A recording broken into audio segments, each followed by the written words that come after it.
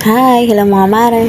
Heto na naman pala tayo mga mare na araw-araw naganap dito sa loob ng bahay namin. At sana wag nga kayo magsasawang manood dito sa mga video namin. Aba ako nga, di nga nagsasawang maggawa dito sa loob ng bahay namin kahit paulit-ulit na lang. At sana nga ay ganun din po kayo, wag po sana kayo manonood. At anyway mga mare, ito na nga yung bunso ko, nagpapansin na naman sa camera pag may nakikita. Alam na naman kasing nagbibideo ako, kaya ito nagpapansin na naman. Ganito lang naman ang ganapan namin araw-araw dito sa loob ng bahay namin. Pagising nga sa umaga ay konting linis at ito't magluluto na ng pang umagahan. Inuuna ko nga lagi ang pagsasalang dito sa rice cooker. Minsan kasi mga mare makakalimutin ako, akala ko nakapagsaing na ako nung pala hindi pa. Kaya nung nangyari nga yun ay lagi ko nang inuunang magsalang dito. Pagkatapos ko nga mga mare magluto at makapagsilinis ng konti dito sa loob ng bahay, pinaliguan ko na nga yung mga bata. Pagkatapos nga mga maring paliguan yung mga bata, naligo na nga rin ako. Kasi nga mga mare, pag natutulog nga sila sa tanghali, sinasabayan ko para hindi nabasa yung buhok ko pagka matutulog. Anyways nga, pagkatapos ko nga maligo, heto, pinapakain ko na naman yung mga bata. Pag nga pinapakain ko nga sila, pinasisindi ko nga itong TV para nga makapokus sila sa pagkain nila. Pag di ko nga kasi inopen yan mga mare, nako, para nga kami magpapatintere dito sa loob ng bahay habang kumakain.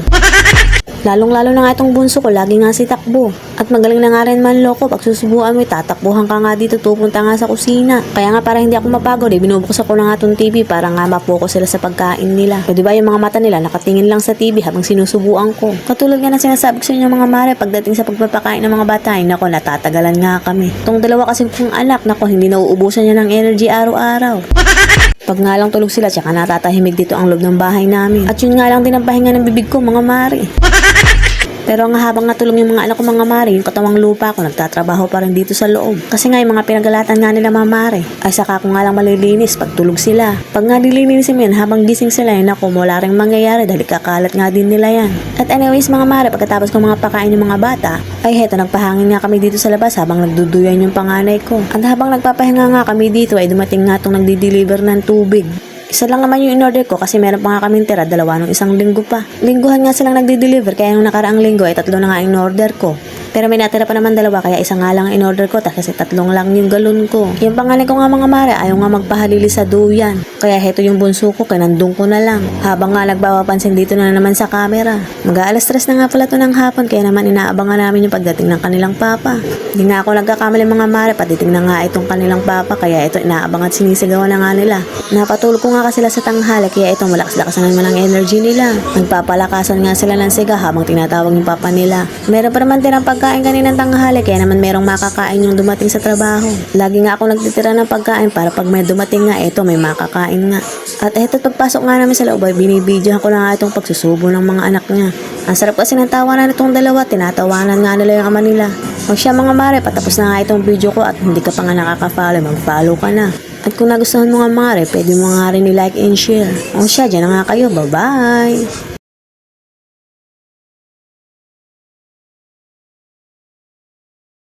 What?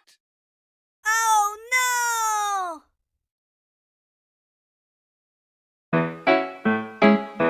Do ba do ba do ba do ba do ba do ba do ba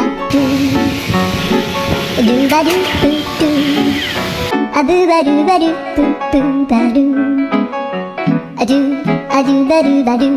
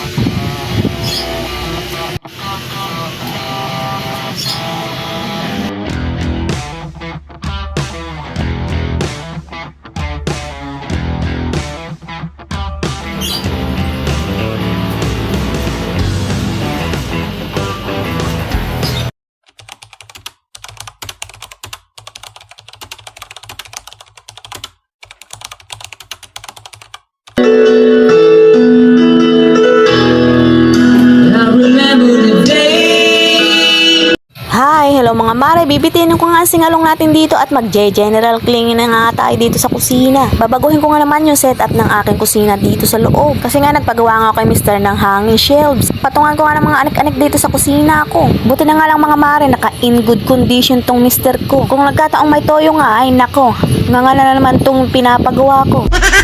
Hindi ko na nga binidyohan mga mare para nga makagawa siya ng maayos. Isa pa nga ayaw niya na nga binibidyohan siya pag may ginagawa siya. Kaya naman nandito nga lang ako sa labas, nagtitingin-tingin lang, baka hindi magawa pag binidyohan pa. Pag nga gumagawa tong mister ko, ayaw niya na nga minamanduhan. Dahil pag tinuruan mo yan, ay nako, sinasabi ko nga sa inyo, hindi yan magagawa. Sakto nga mga mare at linggo, saka ko pinagawa para maganahan gumawa ay nagpatugtog nga dito. Sinasabi ko nga sa inyo mga mare, pag may tugtog nga, ora mismo tapos na yung gagawin.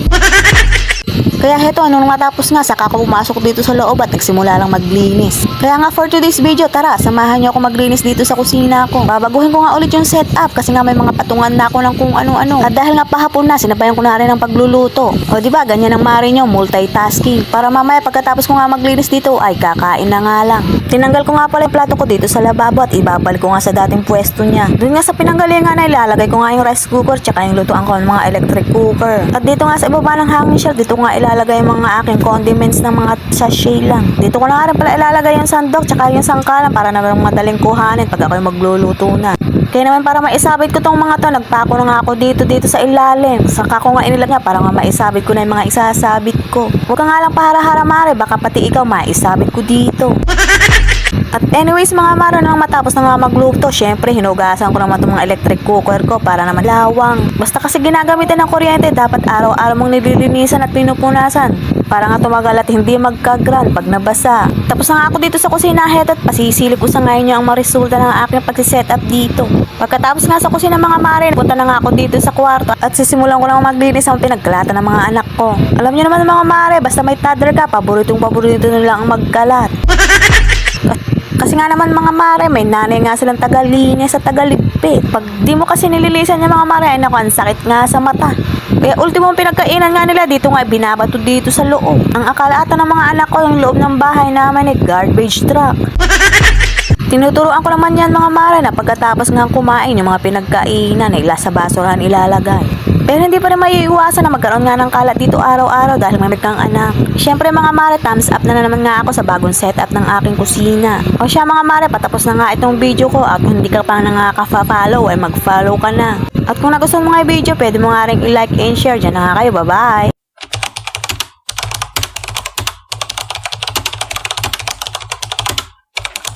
Hi! Hello mga mare!